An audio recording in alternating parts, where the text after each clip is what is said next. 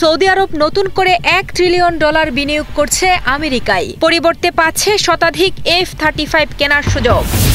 Rafale চুক্তির মধ্যেই ইউক্রেনে বড় দুর্নীতির কেলেঙ্কারি, তবুও 100টি রাফাল যুদ্ধবিমান পাচ্ছে ইউক্রেন।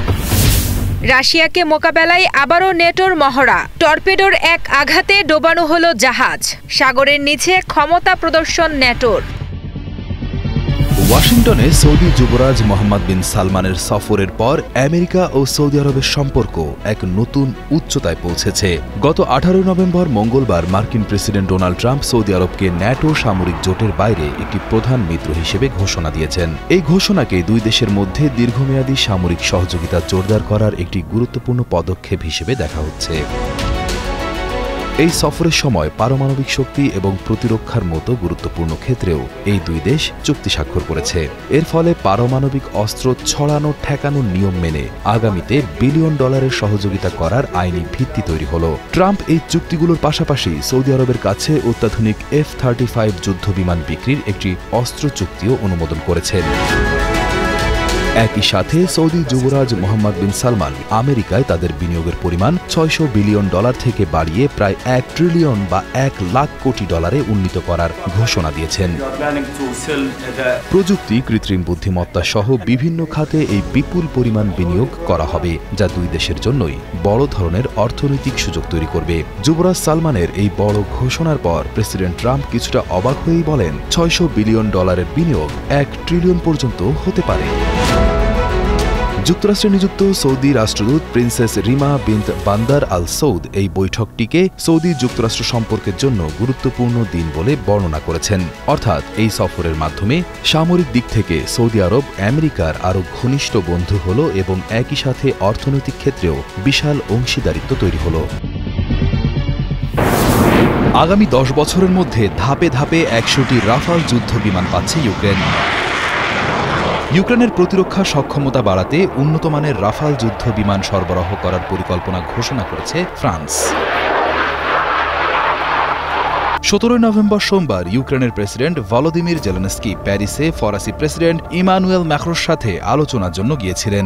প্যারিসের কাছে ভিলা কুবলে সামরিক ঘাঁটিতে এই দুই নেতা একটি লেটার অফ ইন্টেন্ট স্বাক্ষর করেন। এর মাধ্যমে ফ্রান্স ইউক্রেনকে সর্বোচ্চ 100টি রাফাল যুদ্ধ বিমান সরবরাহ করার প্রতিশ্রুতি দিয়েছে।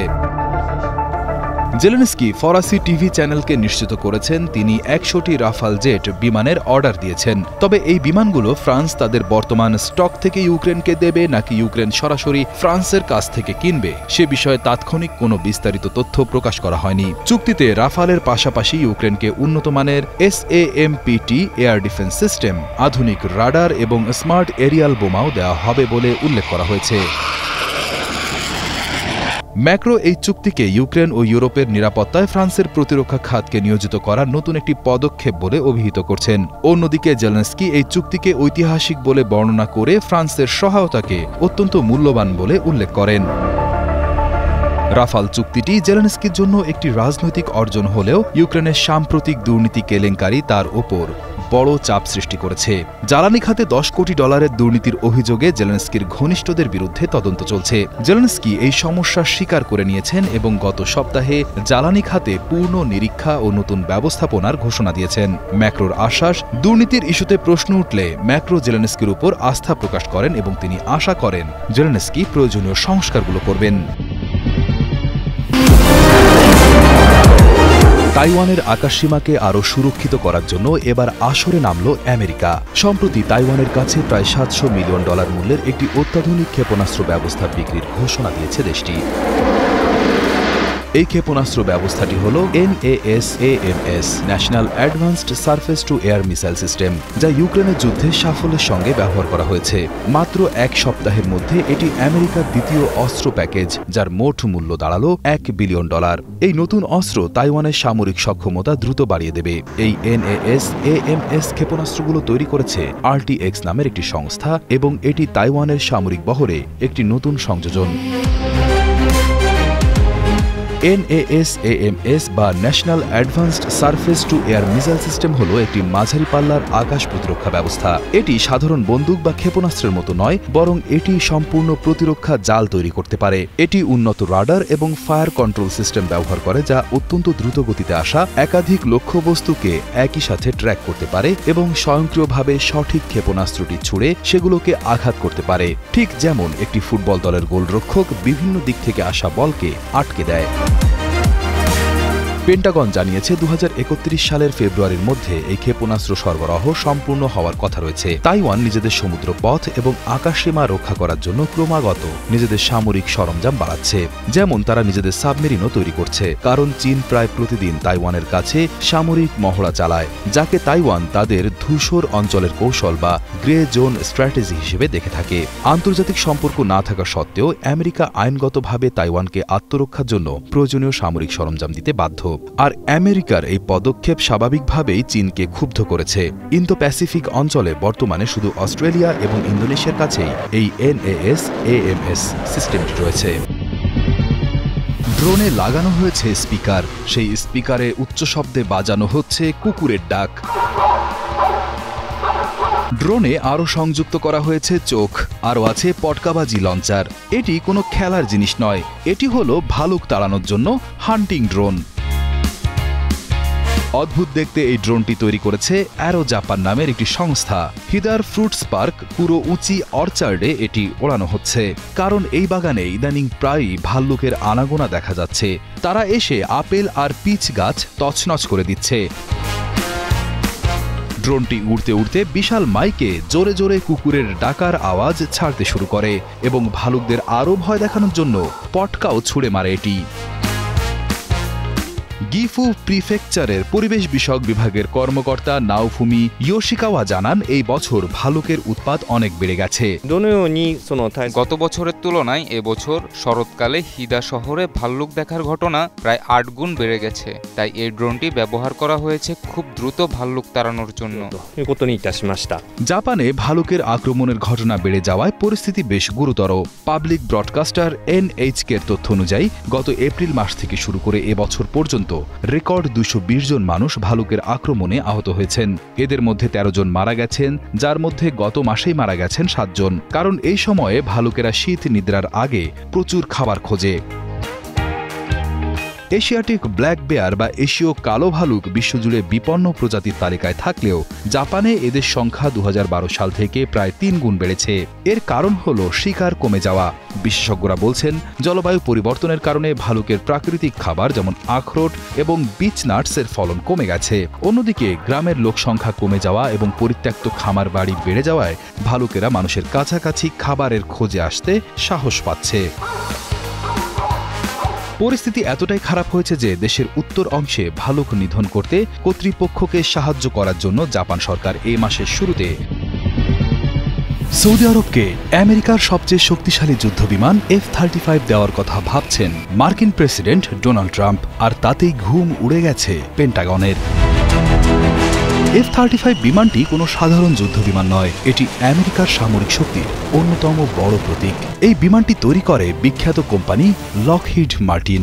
এটি এতটাই গোপনীয় প্রযুক্তিতে ভরা যে আমেরিকা সাধারণত তার সবচেয়ে কাছের বন্ধুদেশ ছাড়া আর কাউকেই এটি বিক্রি করে না।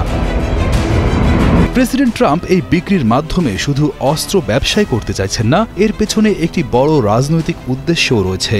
ট্রাম্প অনেকদিন ধরেই আশা করছেন যে সৌদি আরব যেন আব্রাহাম অ্যাকর্ডস চুক্তিতে সই করে। এই চুক্তিটি হল ইসরায়েলের সাথে মুসলিম দেশগুলোর সম্পর্ক স্বাভাবিক বা বন্ধুত্বপূর্ণ করার একটি পদক্ষেপ। ট্রাম্পের মধ্যস্থতায় এর আগে কয়েকটি মুসলিম দেশ এই চুক্তি করেছে, কিন্তু সৌদি আরব বরাবরই বলে আসছে যে তারা ইসরায়েলের সাথে সম্পর্ক তখনই ঠিক করবে যখন ফিলিস্তিনিদের জন্য একটি স্বাধীন রাষ্ট্র গঠনের সুনির্দিষ্ট কোনো পরিকল্পনা বাস্তবায়ন হবে। তাই অনেকেই মনে করছেন ট্রাম্প হয়তো F-35 বিক্রির প্রস্তাব দিয়ে সৌদি আরবকে ইসরায়েলের সাথে সম্পর্ক স্থাপনে রাজি করানোর চেষ্টা করছেন।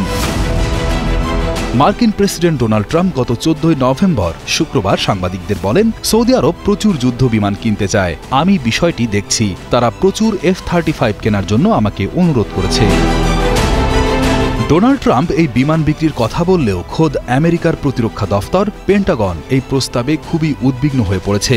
গত বৃহস্পতিবার নিউ ইয়র্ক টাইম পত্রিকা একটি গোয়েন্দা প্রতিবেদনের বরাত দিয়ে জানিয়েছে, পেন্টাগনের বিশেষজ্ঞরা ভয় পাচ্ছেন যদি এই বিমান সৌদির হাতে যায় তবে চীনের মতো দেশগুলো এর প্রযুক্তি চুরি করে ফেলতে পারে। পেন্টাগনের আশঙ্কা, সৌদি আরবের সাথে চীনের যে ঘনিষ্ঠতা বাড়ছে তাতে কোনোভাবে যদি F-35 এর গোপন স্টেলথ প্রযুক্তি চীনের হাতে চলে যায় তবে তা আমেরিকার জন্য একটি বিশাল নিরাপত্তা হুমকি হয়ে দাঁড়াবে। শ্রীলঙ্কার কৃষি খাতে রাসায়নিক সারের ওপর নিষেধাজ্ঞা তুলে নেওয়ার ৩ বছর পর আবারও ঘুরে দাঁড়ানোর চেষ্টা করছেন কৃষকেরা। তবে সেই বিতর্কিত সিদ্ধান্তের মাশুল এখনও দিচ্ছে দেশটি। এক সময়ের স্বয়ংসম্পূর্ণ ধানের ভাণ্ডারে এখনও বইছে সংকটের রেশ। উৎপাদন বাড়াতে কৃষকেরা আবারও ফিরছেন রাসায়নিক সারে, তবুও পুরোপুরি কাটেনি অর্থনৈতিক ধকল। শ্রীলঙ্কায় ২০২১ সালের এপ্রিলে তৎকালীন প্রেসিডেন্ট গোতাবায়া রাজাপাকসে দেশকে অর্গানিক ফার্মিং বা জৈব কৃষির মডেল হিসেবে গড়ে তোলার লক্ষ্যে রাসায়নিক সার নিষিদ্ধ করেছিলেন। তবে সেই হঠকারী সিদ্ধান্তের ফলে দেশটির প্রধান ফসল ধানের উৎপাদন ধসে পড়ে, যা শেষ পর্যন্ত দেশটির অর্থনীতির কফিনে শেষ পেরেক ঠুকে দেয়। খাদ্য মূল্যস্ফীতি আকাশ ছোঁয়া হয় এবং বৈদেশিক মুদ্রার রিজার্ভ তলানিতে ঠেকে যায়, যার জেরে ২০২২ সালে গণবিক্ষোভের মুখে ক্ষমতা ছাড়তে হয় রাজাপাকসেকে। বর্তমানে দেশটির পূর্বাঞ্চলীয় দেহিয়াত্তা কান্দিয়া গ্রামের কৃষক কে.জি. তিলাক বান্দারার মতে হাজারো কৃষক আবারও জমিতে রাসায়নিক সার ব্যবহার শুরু করেছেন। তিলাক বান্দারা জানান, জৈব সার ব্যবহারের ফলে তাদের ফলন কমে গিয়েছিল। বাধ্য হয়ে কালোবাজার থেকে চড়া দামে রাসায়নিক সার কিনলেও লাভের মুখ দেখেননি তারা। তবে নতুন সরকার রাসায়নিক সারের অনুমতি দেওয়ায় এখন পরিস্থিতি বদলাতে শুরু করেছে। কৃষকেরা তাদের হারানো আয় পুনরুদ্ধারের স্বপ্ন দেখছেন। বিশেষজ্ঞদের মতে সারের অভাবে ধানের উৎপাদন প্রায় ৩৪% কমে গিয়েছিল। পেরাডানিয়া বিশ্ববিদ্যালয়ের কৃষি বিভাগের অধ্যাপক বুদ্ধি মারাবে জানান, মাটিতে প্রয়োজনীয় পুষ্টি উপাদানের অভাবে যে ক্ষতি হয়েছে তা পুষিয়ে উঠতে এখন রীতিমতো সংগ্রাম করতে হচ্ছে। তবে আশার কথা হলো চলতি মৌসুমে ধানের আবাদি জমির পরিমাণ বেড়ে ৮,১৫,০০০ হেক্টরে দাঁড়াবে বলে আশা করা হচ্ছে, যা গত বছরের চেয়ে বেশি। ধারণা করা হচ্ছে এবার ধানের উৎপাদন ২.৮ মিলিয়ন মেট্রিক টনে পৌঁছাবে। সাগর তলের মিসাইল টর্পেডোর প্রবল ধ্বংস ক্ষমতা প্রদর্শন করল সামরিক জোট ন্যাটো। গত ১৫ নভেম্বর শনিবার তাদের একটি প্রকাশিত ভিডিও চিত্রে দেখা যায়, ন্যাটোর একটি ডুবোজাহাজ থেকে ছোড়া টর্পেডোর আঘাতে বিশাল একটি যুদ্ধজাহাজ মুহূর্তেই সাগরে ডুবে যায়। ন্যাটোর ডুবোজাহাজ ও তাদের অস্ত্রের ক্ষমতা পরীক্ষা করার জন্যই এই বিশেষ মহড়ার আয়োজন করা হয়েছিল। ন্যাটোর allied joint force command Norfolk এই ভিডিওটি সামাজিক যোগাযোগ মাধ্যমে প্রকাশ করে জানিয়েছে, এগির 25 নামের এই মহড়ার প্রধান উদ্দেশ্য ছিল টর্পেডো এবং ডুবোজাহাজের আক্রমণ ক্ষমতা কতখানি তা নিশ্চিত করা। যে পুরনো যুদ্ধজাহাজটিকে টর্পেডো দিয়ে ডোবানো হয়েছে সেটির নাম ছিল KNM ট্রনহেইম। নরওয়ের এই জাহাজটি অনেক আগেই সামরিক বাহিনী থেকে অবসর দেওয়া হয়েছিল। টর্পেডোর মতো শক্তিশালী অস্ত্রের আঘাতের ক্ষমতা সাধারণ মানুষের কাছে তুলে ধরতেই এই দৃশ্যটি দেখানো হয়েছে। টর্পেডো একটি লম্বা চোঙা আকৃতির অস্ত্র, যা মূলত ডুবোজাহাজ বা যুদ্ধজাহাজ থেকে পানির নিচের লক্ষ্যবস্তুতে আঘাত করার জন্য তৈরি করা হয়। এটি সমুদ্রের মধ্যে দিয়ে দ্রুত গতিতে চলতে পারে এবং নিজেই নিজের পথ খুঁজে নিয়ে শত্রু জাহাজ বা ডুবোজাহাজকে আঘাত করে বিস্ফোরণ ঘটায়।